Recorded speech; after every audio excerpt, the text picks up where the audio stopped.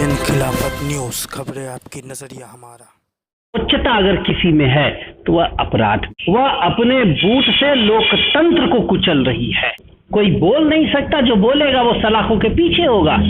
लूट, हत्याएं, कोई भी अपराधी किसी को ठोक दे जाता है, क्या सवाल पूछना गुनाह हो गया है? किसी का दुख दर्द बांटना गुनाह हो गया है? नाजरीन, इस वक्त हमारे साथ मौजूद है उत्तर प्रदेश कांग्रेस के प्रवक्ता अशोक सिंह जी। हम उनसे जानने की कोशिश करेंगे जिस तरह से उत्तर प्रदेश में एक के बाद एक बड़ी घटनाएं, आपराधिक घटनाएं घट रही हैं और पुलिस का जो फेल्योर सामने निकल कर आ रहा है, उन तमाम मुद्दों पर बात करेंगे। अशोक जी, आपने देखा जिस तरह से अभी कुछ ही समय हुआ होगा कि विकास दुबे का जो प्रकरण हुआ उसमें 8 पुलिसकर्मी शहीद हुए। उसके बाद अमेठी के जामो थाना क्षेत्र से 2 महिलाएं जो न्याय की गुहार लगाने प्रदेश सरकार से आई थी, यहाँ पर उन्होंने आत्मदाह का प्रयास किया, उसमें एक महिला की मौत हो गई। स्मृति ईरानी के संसदीय क्षेत्र में फौजी के पिता की हत्या हुई और कल कानपुर में संजू की जिस तरह से हत्या हुई, उस पर क्या कहना है? देखिए, गुंडा राज ने भ्रष्टाचार, अब की बार भाजपा सरकार नारे लगाने वाली भारतीय जनता पार्टी, ना तो आज महिलाएं सुरक्षित है, ना ही आम आदमी सुरक्षित है। सड़क से लेकर जेल तक जिस तरीके से लूट, हत्याएं, डकैती और बलात्कार, दलितों की जमीन पर कब्जे हो रहे हैं, पिछड़ों की जमीन पर कब्जे हो रहे हैं, आखिर सरकार का इकबाल कहाँ है? सरकार इकबाल से चला करती है। ये पहला ऐसा राज्य बन गया है जहां शाम को महिलाएं घर से निकलने में डरती हैं। आखिर 3 साल के शासन में उत्तर प्रदेश की जनता को क्या मिला?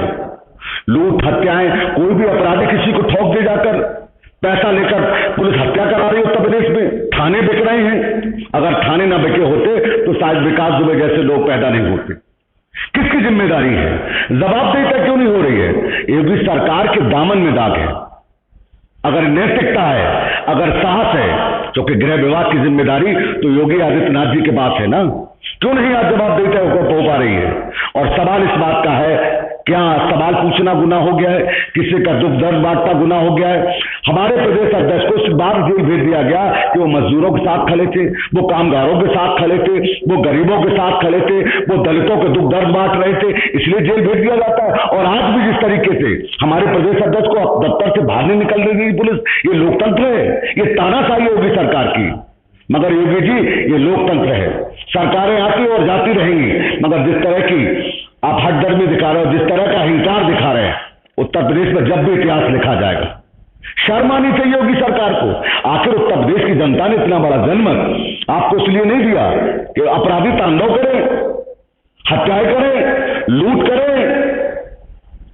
अशोक जी, कल जो घटना घटी है, जिस तरह से 23 जून को अपहरण हुआ था और उसके बाद 27-28 में हत्या हो जाती है और 29 जून को फिरौती की रकम भी अपहरणकर्ताओं को पुलिस के द्वारा दे दी जाती है। देखिए, सत्ता के संरक्षण में बैठे हुए लोग, अगर सत्ता का संरक्षण न होता तो चिन्मयानंद जैसे लोग नहीं होते। सत्ता का संरक्षण न होता तो उन्नाव की बेटी को बचाया जा सकता था। सत्ता का संरक्षण न होता तो सोनभद्र में 11 लोगों की जो हत्या कर दी गई उनको बचाया जा सकता था। लगातार उत्तर प्रदेश में आप देखिएगा, उन्नाव की घटना तो उदाहरण है, चिन्मयानंद उदाहरण है, सोनभद्र उदाहरण है सरकार के माथे पर कलंक है ये घटनाएं। मगर चूंकि योगी सरकार की आंखों में मोतियाबिंद हो गया है, योगी सरकार को दिखाई नहीं देता। लगातार हम आवाज उठा रहे हैं और हमारी आवाज को दबाने का सरकार प्रयास कर रही है। अभी एक निजी चैनल में राष्ट्रीय प्रवक्ता शहनवाज हुसैन का एक इंटरव्यू आया, उसमें उन्होंने ये कहा कि उत्तर प्रदेश में योगी सरकार 2017 में बनी और शुरू से लेके मुख्यमंत्री योगी आदित्यनाथ कानून व्यवस्था को दुरुस्त करने की कोशिश कर रहे हैं और विपक्ष उस पर हमलावर है। देखिए, शहनवाज आलम वो खिलौने हैं, जितनी चाबी भरी उतने ही वो चलते हैं। वो सत्ता में चूंकि वो उनकी आवाज बोल नहीं सकते, सच बोलना मुझे लगता है कि उनमें हिम्मत नहीं है। सच उत्तर प्रदेश की जनता जो डर रही है, जिस दहशत में है, शाम को निकलने से डरते हैं, कौन किसको मार दे, पुलिस किसकी कौन हत्या कर दे। तिवारी की किस गुनाह में पुलिस वालों ने हत्या कर दी थी? विकास दुबे जैसे लोग पैदा क्यों होते हैं? अगर न्याय मिलता तो अमेठी की बेटियों को बचाया जा सकता जिन्होंने आत्महत्या की। अगर अमेठी की पुलिस कार्रवाई समय पर करती तो शायद एक मां को बचाया जा सकता था। क्योंकि मैं लगातार इस बात को कह रहा हूं कि योगी सरकार की आंखों में मोतियाबिंद हो गया। अब जनता इसका ऑपरेशन करेगी। संजीव के अपहरण में आखिरी सवाल, संजीव के अपहरण के मामले में ऐसा कहा जा रहा है कि भाजपा के एक बड़े नेता का उसमें नाम आ रहा है, उसके पर क्या? देखिए, सैया भाई कोतवाल तो अब दरकार सत्ता में संरक्षण में बैठे लोग, उन्हीं के पार्टी के लोग झंडा लगाकर जिस तरीके से घटनाएं दे रहे हैं, सरकार जांच कराए। सिटिंग हाईकोर्ट के जज से जांच होनी चाहिए। दूध का दूध पानी का पानी, मगर इस सरकार से बेईमानी है, ये जांच नहीं करेगी, ये संरक्षण देती है सरकार अपराधियों। तो देखा नाजरीन, अभी हमारी अशोक सिंह जी से बात हुई जो प्रवक्ता कांग्रेस के हैं यहाँ राजधानी लखनऊ में। नाजरीन, इस वक्त हमारे साथ प्रगतिशील समाजवादी पार्टी के राष्ट्रीय प्रवक्ता दीपक जी हैं। हम दीपक जी से बात करेंगे उत्तर प्रदेश की दिन पर दिन बिगड़ती हुई कानून व्यवस्था पर और ऐसे तमाम मुद्दों पर हम बात करेंगे। जिस तरह से दूसरी कड़ी में गाजियाबाद में एक पत्रकार जो न्याय के लिए जा रहा था और उसको गोली मार दी जाती है, उसकी मौत हो जाती है, इन तमाम मुद्दों पर हम बात करते हैं दीपक जी से। दीपक जी, आपने देखा जिस तरह से उत्तर प्रदेश में विगत कई महीनों से या सालों से कहा जाए कानून व्यवस्था जिस तरह से बेपटरी हुई है, कहीं तो पुलिसकर्मी मारे जाते हैं, कहीं पर आम जनता मारी जा रही है और पत्रकारों पर भी अब हमले होने लगे। पहला रिएक्शन आपका? देखिए, पत्रकारों पर अभी एक रिपोर्ट आई है, एम्स्टर्डम से लागू हुई है, जारी हुई है। उसमें साफ साफ लिखा हुआ है कि पत्रकारों के लिए जो यह प्रदेश है, देश है, वह तो सीरिया के समतुल्य हो गया है। प्रेस स्वतंत्रता सूचकांक में भारत नीचे के सिर्फ 10 देशों में एक है।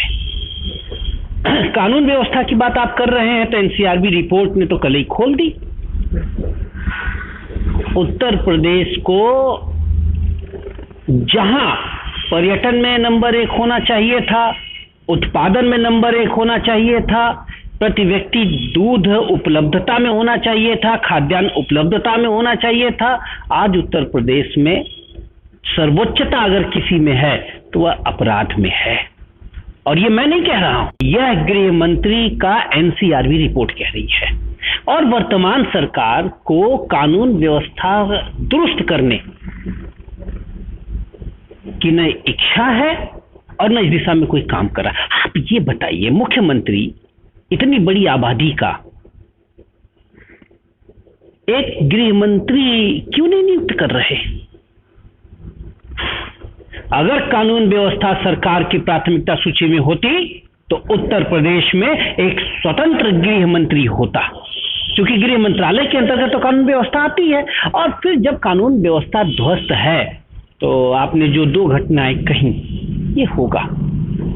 यहाँ पर एक सवाल ये आता है, विकास दुबे का प्रकरण जब हुआ, विकास दुबे ने जिस तरह से 8 पुलिसकर्मियों की जान ली, उनको शहीद किया, और उसके बाद जिस नाटकीय तरीके से सरेंडर होता है और फिर उसको एनकाउंटर कर दिया जाता है, इसके बाद पुलिस महानिदेशक का एक बयान आया था। उन्होंने कहा था उत्तर प्रदेश में 60% से ज्यादा कानून व्यवस्था दुरुस्त है। और मुख्यमंत्री भी बार बार कानून व्यवस्था को लेकर अपनी पीठ थपथपाते नजर आ रहे हैं। लेकिन जो जमीनी हकीकत दिखाई दे रही है, आए दिन जो घटनाएं हो रही हैं, कभी पत्रकारों पर हमला होता है, कभी पुलिसकर्मियों पर होता है, आम जनमानस को किसी तरह से भी राहत नहीं मिलती दिखाई दे रही है। जब कहीं से उनको राहत नहीं मिलती है तो प्रदेश की राजधानी पहुंचते हैं, और इसलिए पहुंचते हैं शायद इस आशा के साथ कि कोई भी बड़ा अफसर उनकी बात सुनेगा या मुख्यमंत्री उनकी बात सुनेंगे। लेकिन उसके बाद यहां पर भी उन्हें प्रताड़ित किया जाता है, और जिसके चलते कुंठित होकर अवसाद की दशा में पहुंचते हुए आत्मदाह का प्रयास किया जाता है। और उसके बाद भी सिविल हॉस्पिटल में जब भर्ती की जाती है दोनों महिलाएं, और उस महिला का बेटा जो दुबई से आया था, उसको एक महिला पुलिसकर्मी लातों से मारती है। ऐसे में आप क्या कहेंगे? मुझे लग रहा है कि आज चंद्रशेखर आजाद और लोकमान्य तिलक की जयंती है। जिस ब्रिटानिया हुकूमत की नौकरशाही के खिलाफ इन दोनों महापुरुषों ने जंग छेड़ा था, काले अंग्रेज का शासन आ गया, गोरे अंग्रेज चले गए। यही तो आशंका व्यक्त की थी भगत सिंह और चंद्रशेखर आजाद ने। वही नौकरशाही जो ब्रिटानिया हुकूमत में जालिमाना रवैया अख्तियार करती थी, आज वही है। अस्पताल में पुलिस बूटों से एक बच्चे को मार रही है, वो बच्चे को नहीं मार रही है, वह अपने बूट से लोकतंत्र को कुचल रही है। और लोकतंत्र हमारे अमर शहीदों की आत्मा थी। और आपने कहा कि पुलिस के मुखिया अपनी पीठ थपथपा रहे हैं, उनकी स्थिति तो ऐसे चिकित्सक जैसी है जिन्हें या तो पता ही नहीं कि प्रदेश की बीमारी क्या है, और अगर पता है तो वह इलाज में कोई रुचि नहीं रख रहे हैं। आप बताइए, एनसीआरबी रिपोर्ट क्या झूठी है? रोज जो लहू इंसान का धरती पर गिर रहा है वह लहू झूठा है? प्रदेश में, देश में इंसान का सिर्फ पसीना बहे ताकि वहां से फूल खिले और खुशबू फैले, और जब लहू इंसान का गिरता है तो धरती बंजर हो जाती है। मगर क्या कीजिएगा, कोई बोल नहीं सकता, जो बोलेगा वो सलाखों के पीछे होगा। आपने देखा कितने पत्रकार आज जेल के पीछे सिर्फ इसलिए हैं कि उन्होंने दबी जुबान में नरोवा कुंजरोवा पद्धति में सच कह दिया।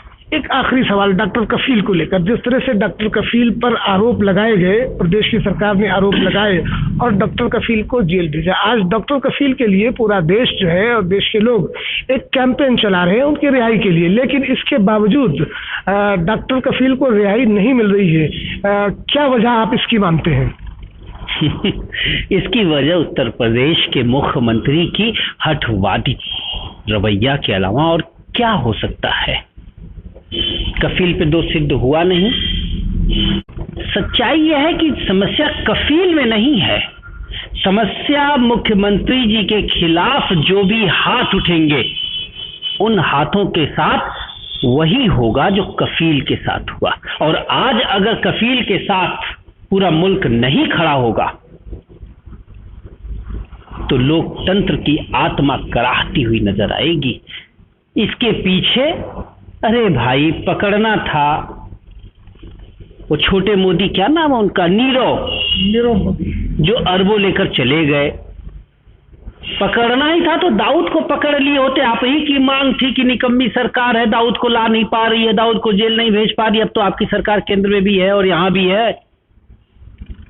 पकड़ना ही था तो बहुत से आतंकवादी घूम रहे हैं, और पकड़ा भी तो आपने एक डॉक्टर को।